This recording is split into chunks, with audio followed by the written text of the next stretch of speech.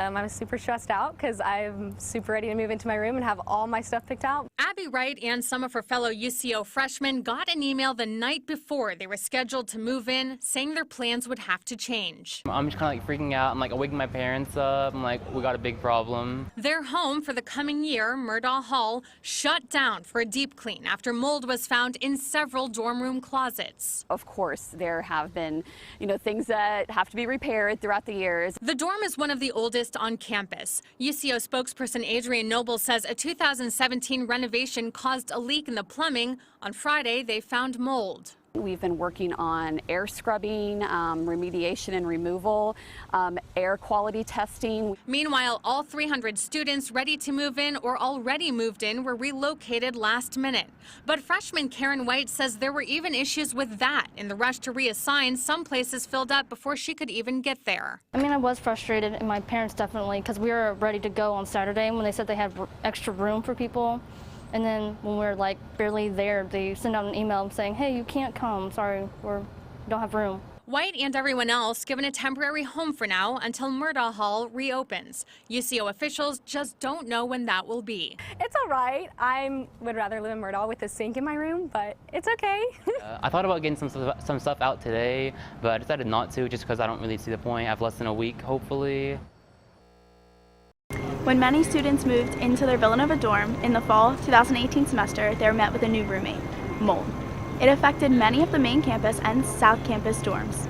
It even got on to many of the students' belongings, and many of them had to move to supplemental housing to deal with this issue. Today we're going to ask a few students who have been affected by the mold about their perspective on the issue. So we had mold on our ceiling, on our walls, and on our bags that were under our bed. Yeah, we called them and let them know. They said they would send someone to take care of it. They did. Then my roommate found more on her side, so they had to come back, and it was all on the inside of our air conditioner, the cover. So. Well, we've had mold for actually a while now, and it got to the point where the air in our room felt thick, like we were breathing soup. And this mold was growing on my roommate and I's shoes, our desks, the bed frame. It was on my roommate's bed. We filed a complaint for the air vent in our AC, which actually had mold growing on it, that's why the air felt really thick.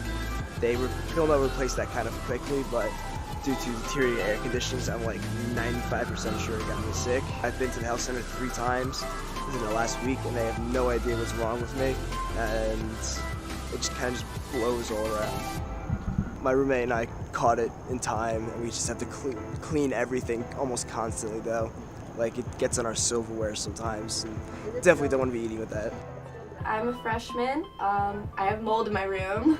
I found out about it 4 days ago, and we notified the university 3 days ago. Apparently they inspected it 2 days ago, but we had yet for anybody to come. They said that they were going to come before 1 today, but even still they haven't been here yet.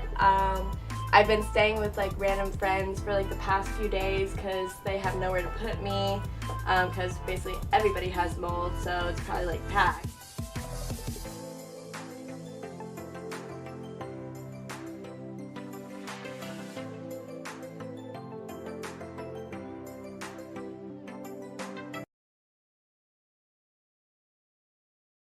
More students down at IU say they are getting sick from the very place they're living. As you recall, we told you last week, hundreds of students on the Bloomington campus have been complaining about mold in their dorms. And now we're learning it is causing a serious health issue for some of the students. Our David McAnally tells us tonight how IU is responding. IU Bloomington school crews and contractors wrap up a busy day cleaning mold found in dorms in Foster and McNutt Quad. We're really taking the concern seriously. We have jumped into this full force. We've been sick for a month, and And then I started breaking out in a huge rash on my face. She says another student's mother told her to get checked. She warned her that mold was already turning up in dorms, and she was moving her daughter out. I'm on 3 medications now due to the mold that's supposedly in my room. So yeah, we're kind of unhappy about it right now.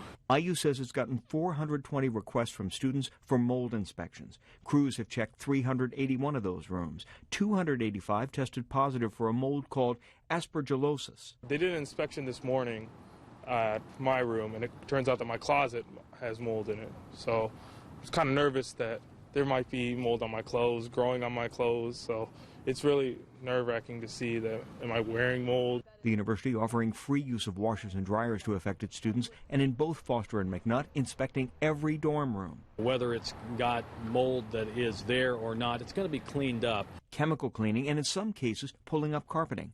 IU says the mold could be due to the hot, humid summer, then the dorm air conditioners running heavily, creating condensation on vents and around windows where the mold grew. The CDC says this mold is common and usually does not make people sick unless they're asthmatic or have other issues like allergies.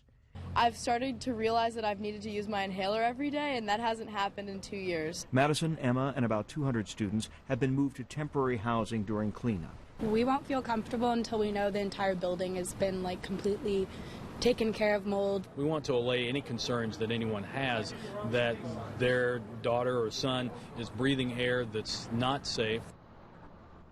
Spoke with another student's mother tonight. She was driving in from Ohio to talk to university officials about the mold problem. She says a university like this, something like this, Amory, shouldn't be happening, she says. Well, it has to be so concerning for those students that are living in McNutt and also Foster Quad, but what next? Is there a sense that other buildings are going to be checked too? Well, you know, they'll do what they have to do to respond, but they say that they have only gotten sporadic reports from these other buildings within the normal level, and they haven't gotten widespread problems. One of the other things the university has to do, though, is make sure that kids who now are much further, because they're in temporary housing, further from their classes, make sure they have bus rides and the like to get to class on time. Yeah, lots of logistics change when you move a student from one place to another. All right, David McAnally tonight. Thank you. A disappointing sight for several North Carolina A&T students in their dorm rooms. Mold on the walls, the vents, just all over the place. It's now causing health issues. WFMY News 2's Amber Lake visited A&T's campus today to dig deeper and get some answers.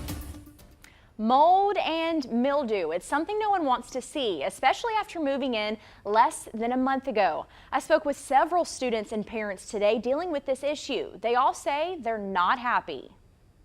Mold in dorm rooms. It worries me for others who have bad sicknesses. Making the first month of school difficult for some North Carolina A&T students. Coughing, they're congested, nasal congestion, and they're both asthmatic. Maryland mother Kira Schlee sent her daughter off to college almost a month ago. It's always been me taking care of her to make sure she take care of her asthma, so luckily she knows what to do, but I think she's just getting sad and just frustrated that she can't get this cold to break. These pictures were taken inside her daughter's dorm room. She says her daughter's asthma became worse since the first day of school. So mold and smoke and all of that really triggers it bad, and then she'll be wheezing and have to keep taking her asthma medicine. Schlee says multiple people reached out to the school about the mold. NCA&T freshman Logan Lewis says there's mold in his residence hall. It makes me worried a little bit, especially because I have to pay for tuition and housing and board. The school says it fixes these issues promptly when they are reported and took extra steps this summer in the prevention process.